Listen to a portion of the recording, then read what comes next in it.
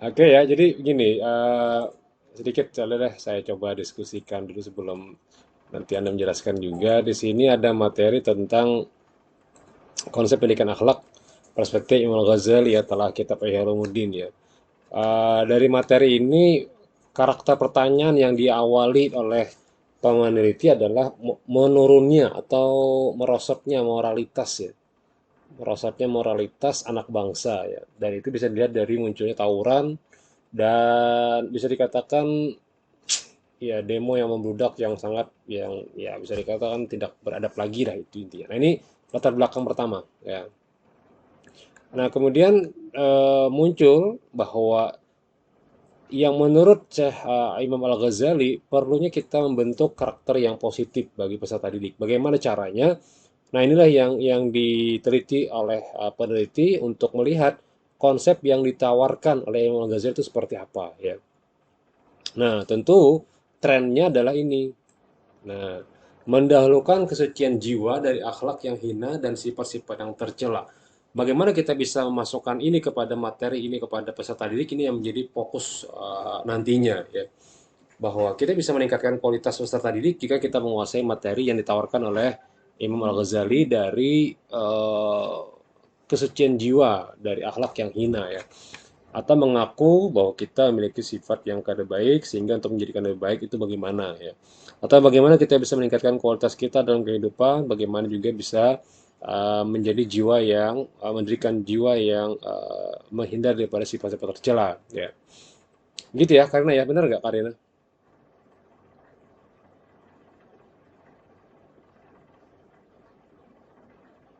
Halo Karina, hilang ya Ajiza, apanya yang Enggi? Ah, pertanyaannya kayak apa cara mensucikan jiwa dari akhlak yang hina tuh?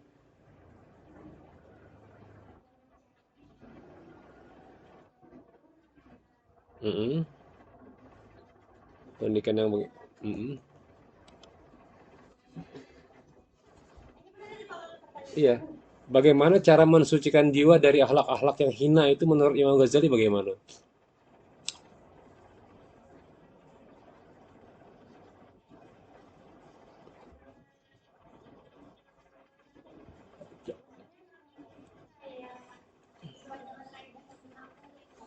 Amun kaidahnya disuruh tawuran ya tawuran lah. Konteksnya apa?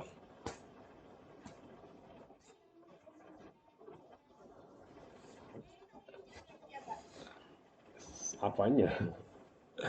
Sifat-sifat yang tercela itu bagaimana caranya mensucikan jiwa itu bagaimana caranya? Caranya dicari itu caranya. Ya. Nah, caranya dengan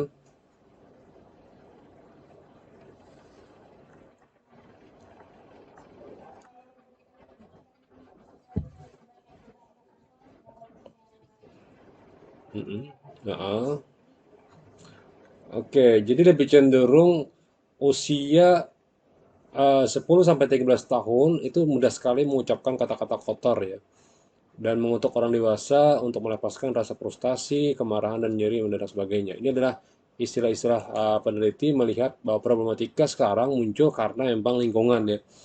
Lingkungan sekarang lebih cenderung lagi yang mendominasi adalah HP ya. Yang ini paling lingkungan paling bukan lingkungan dekatnya tapi lebih lingkungan kepada dunianya. Ya, jadi meskipun dia di Banjar, tapi dunianya bisa jadi ke Amerika, Eropa, dan sebagainya. Kenapa? Karena memang faktanya dia memegang HP yang memang sudah smartphone ya. Jadi smartphone itu artinya HP yang pintar ya. Maka orangnya harus pintar lagi. Jangan sampai kita itu bakalan orang pintar, kita dibunguli kawan terus. Nah, itu kan bahasa Banjarnya ya Allah. Nah, maka bakawan yang pintar itu supaya tempat pintarnya juga. Nah, itu biasa kayak itu orang nyambet. Nah, kenapa aja bakawan yang pintar supaya tempat pintarnya sidin ya. Nah, itu. Nah, tapi ada juga yang ngeceretok yang ada baik kan, kenapa aja aku kalau bakalan pintar ya karena dibuangin harus aku jadi pintar orang bang ya. Nah, itu. Nah, tentu menjadi fakta lapangan bahwa ternyata yang menjadi masalah itu adalah apa? Akibat kurang perhatiannya tenaga peserta didik dalam keluarga. Makanya eh, seberapa perhatian sih kita terhadap anak didik kita itu tergantung daripada gurunya ya.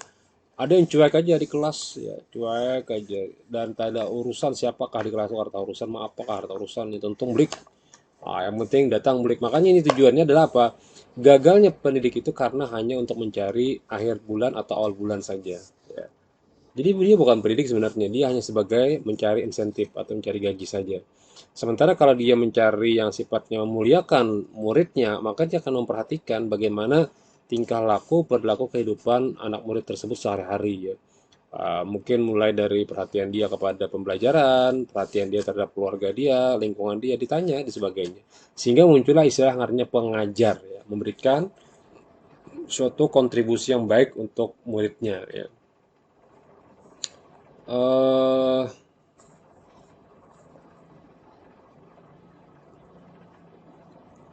apa artinya ini, Karina? Pada hakikatnya merupakan proses humanisasi. Itu maksudnya apa ya menurut Pian ya? Tajizah boleh?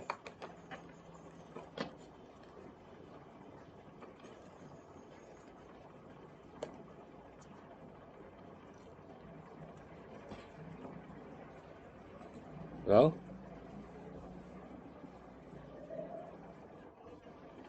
apa maksud? Pian di mana tinggal? Kada bagus kah koneksinya ya? Jadi lambat anunya.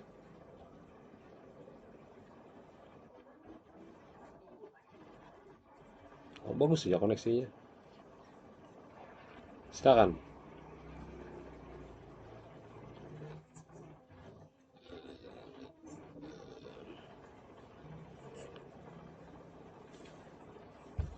Kayak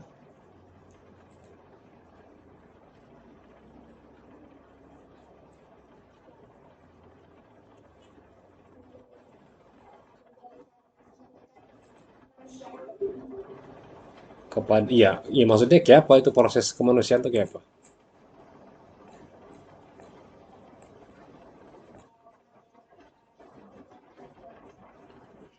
Heeh. Oke, jadi lebih cenderung pada cerita ya. Oke, eh, jadi pendidikan itu bukan hanya belajar ya berarti ya kita bisa juga menceritakan sesuatu kepada muridnya, bagaimana melihat pertumbuhan fisiknya, perkembangan intelektualnya, emosional, ya, spiritualnya gitu. Itu namanya proses itu menempatkan pendidik sebagai individualitas. Ini jawabannya di sini nih. Nih ada kalau. Nah, oleh karena itu, pendidik perlu mendapatkan kesempatan dan keluasan untuk mengembangkan segala potensi yang ada dimilikinya. Nah, ini yang memanusiakan pengajar dan memanusiakan pendidik tadi ya. Maka muridnya juga akan menjadi manusiawi atau humanisasinya kuat gitu ya. Seperti yang kita contohkan dulu, yang pertemuan kita tetap muka bahwa ada orang yang memang hobinya dia bersepeda, tapi tiba-tiba disuruh mancing, ya mungkin dia tidak bisa nyambung ya. Dia akan sulit memancing karena memang dia hobinya bersepeda. Gitu. Sama ada dia sukanya matematika, tapi dalam seni tidak bisa. Jangan dipaksa di seninya, fokuskan saja di matematikanya. Ya. Maka ketika orang itu tidak bisa di satu tempat, kita paksa dia dengan les dan berbagai macam, tentu yang terjadi apa? Malah ya mungkin tidak maksimal hasilnya. Ya mungkin dapat karena dia les setiap hari, tapi ketika dia paksakan terus dia tidak dapat maksimal hasilnya. Tapi ketika fokus dia suka matematika, dia fokus lagi, les lagi, ya mungkin ini yang lebih tinggi apa meroket lah istilahnya. Jadi cepat tingginya. Kenapa dia memang pada hakikatnya dia menguasai materi yang dia sukai gitu ya.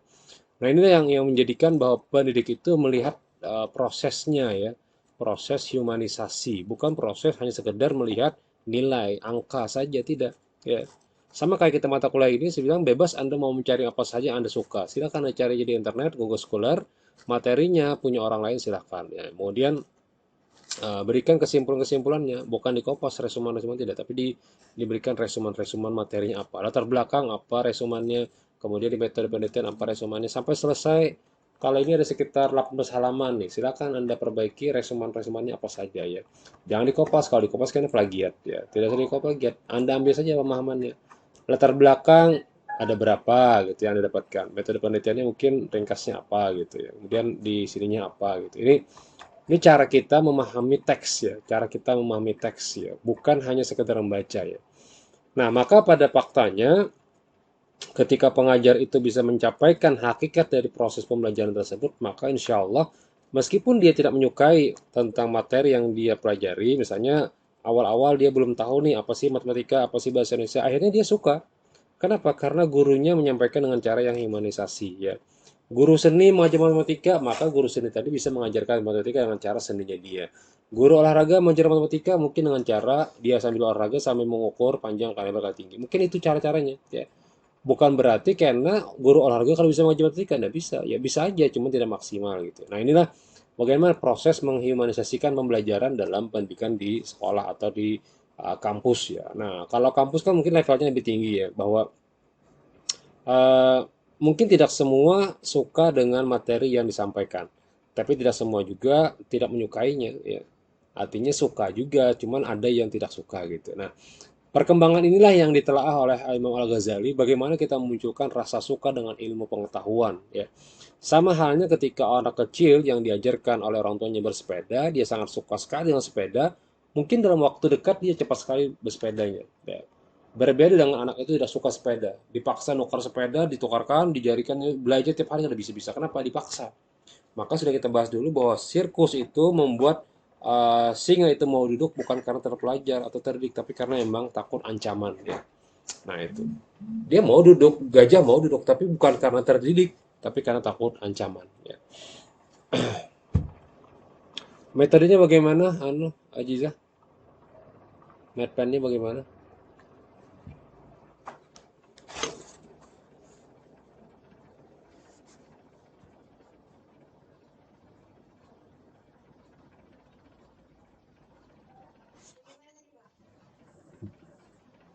Medpennya bagaimana?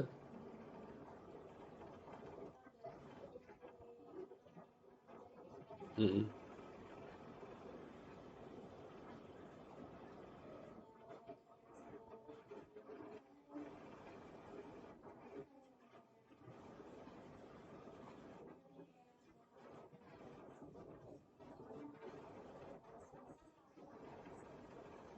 Medpen, metode penelitiannya apa? Metode penelitian, medpen itu medpen.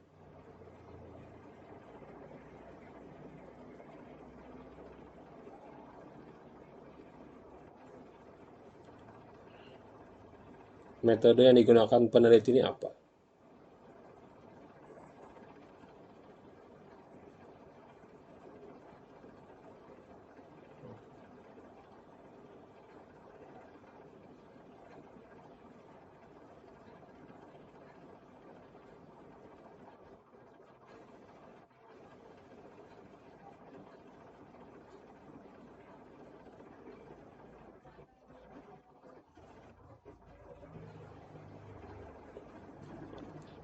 Kalau medpennya itu liberal riset, artinya kajian pustaka.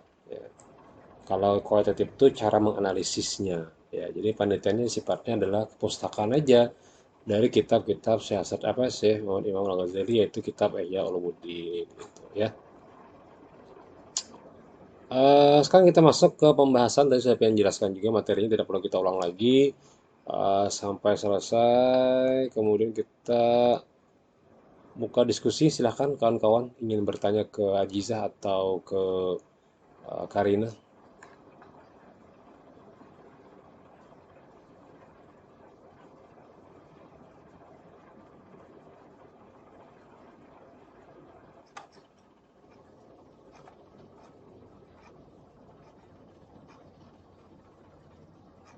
Ada?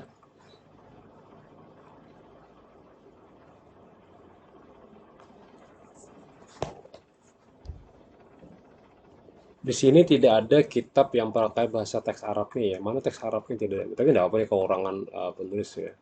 Harusnya ada teks Arabnya dulu. Misalnya pertama, tawaran dari Syekh Al-Ghazali adalah pertama pengertian pendidikan akhlak. Nah, apa menurut beliau akhlak itu? Ya, ini kan Al-Quran ya. Nah ini ada catatannya. Tapi bahasa Indonesia harusnya bahasa Arab dulu. Ya.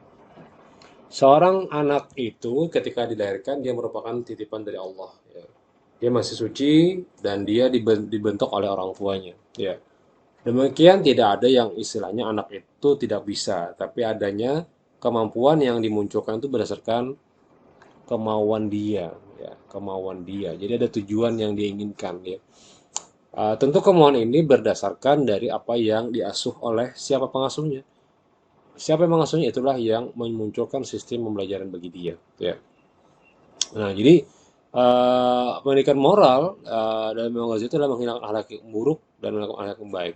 Tentu hal ini tidak akan bisa secara instan ya, lebih cenderung kepada prosesnya. Nah, proses yang mungkin kita bisa dapatkan adalah bagaimana anak didik itu menjadi figur ya.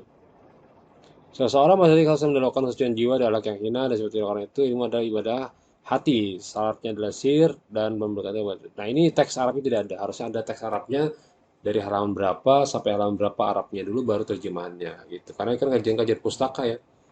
Kalau seperti kan tidak ada pustakanya ya. Ini punya orang semua nih. Punya si Imam Al-Ghazali tidak ada ya.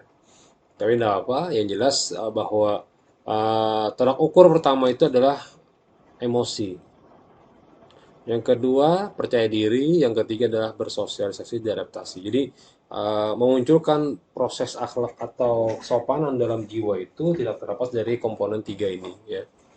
Pertama, mengendalikan emosi. Jika dia mampu mengendalikan emosi, maka dia sudah bisa mengendalikan pribadi yang baik. Ya. Atau percaya diri. Bahkan yang ketiga, ini lebih cenderung beradaptasi. Jadi, bagaimana bunglon itu bisa beradaptasi dengan hijaunya daun menjadi warna hijau, coklatnya batang pohon menjadi coklat. Kenapa? Karena dia mengkondisikan dirinya dengan yang didekatinya.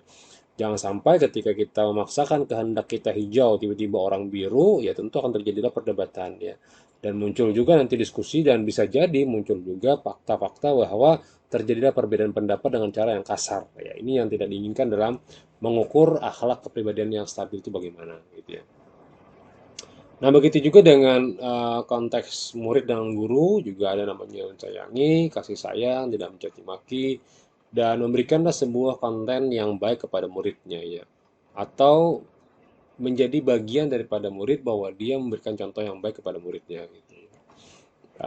Ya mungkin bukan berarti mencontoh itu harus fakta di kelas saja, mungkin di lingkungan juga iya ya. Di lingkungan juga iya, lingkungan masyarakat juga iya ya.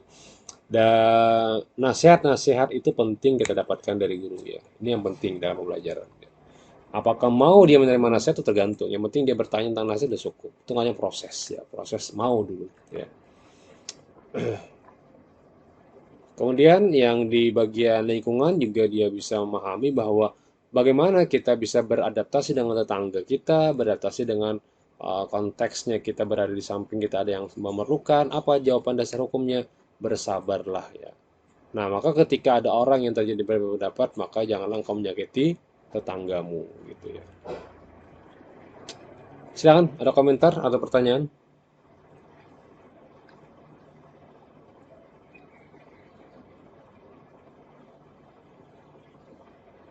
Halo.